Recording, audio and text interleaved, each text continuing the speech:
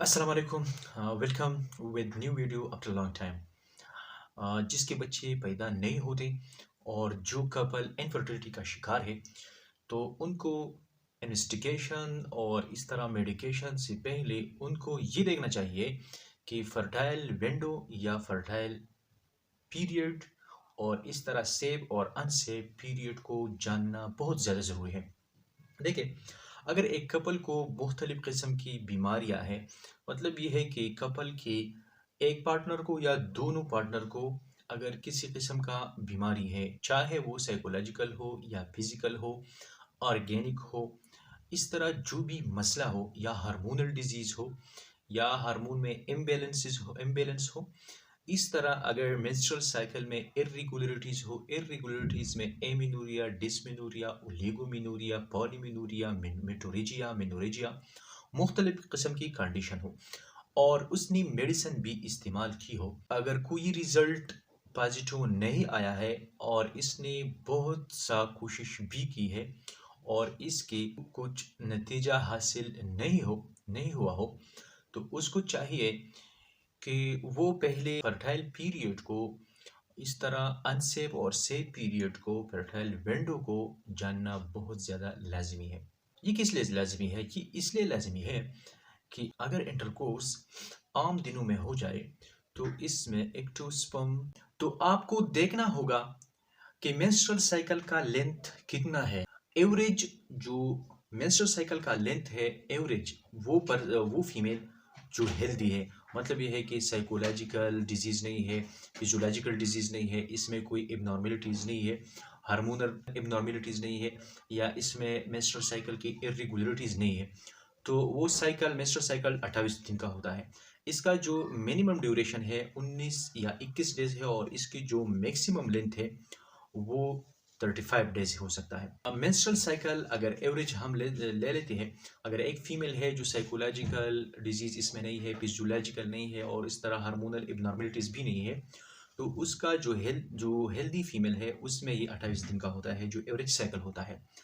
तो menstrual cycle के 14 day पे ओवुलेशन होता है। तो ओवुलेशन से लेकर तो 14 डे पे ओवुलेशन होता है, तो बाज़ फीमेल में ये 13 पे भी हो सकता है और 12 पे भी हो सकता है और बाज़ में ये 13 और 14 15 तक भी हो सकता है। तो जो फर्टाइल विंडो है, अगर एक कपल चाहती है कि हम प्रेगनेंसी प्लान करते हैं और प्रेगनेंसी अचीव करना चाहते हैं, तो उसको फर्टाइल पीरियड तकरीबन 12 से लेकर मेंस्ट्रुअल साइकिल के 12वें दिन से लेकर और 19 दिन तक ये हो सकता है। ये फर्टाइल विंडो है। इसमें अगर अल्टरनेट डे पे इंटरकोर्स हो जाए तो मैक्सिमम चांसेस है कि प्रेगनेंसी अचीव हो जाए। और जो 19 से लेकर 28 दिन तक जो पीरियड है वो सेफ पीरियड है, इसमें ओवुलेशन का कोई चांसेस नहीं है, इसलिए ये सेफ पीरियड है।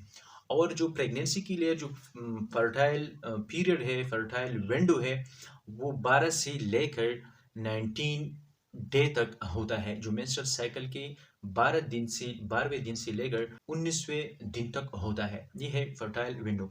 तो इसमें ज़्यादातर चांसेस होती है कि प्रेगनेंसी हो जाए। तो इसका खुलासा क्या हुआ? इसका खुलासा ये हुआ कि आपको देखना चाहिए कि अगर किसी कपल में डिजीज़ नहीं है तो फिर उसको फर्टाइल विंडो और फर्टाइल पीरियड इस तरह सेफ और अनसेफ को देखना चाहिए कि कौन सी दिन में इंटरकोर्स होना चाहिए, कौन से दिन में नहीं होना चाहिए। और डेली इंटरकोर्स की ज़रूरत भी नहीं है, अल्टरनेट डे पे ये हो सकता है, इसलिए कि प्रेगनेंसी के लिए स्पर्म के काउंट, इसकी मोटिलिटी और इसके हेल्थ स्ट्रक्चर बहुत ज़्यादा ज़रूरी है। अगर एक इंटरकोर्स में बहुत ज़्यादा स्पर्म है लेकिन अगर इसमें स्लगिश ज़्यादा है, नॉन मोटाइल ज़्यादा है और इसमें फॉरवर्ड प्रोग्रेसिव मोटिलिटी नहीं है, तो इसलिए फिर भी प्रेगनेंसी नहीं हो सकता।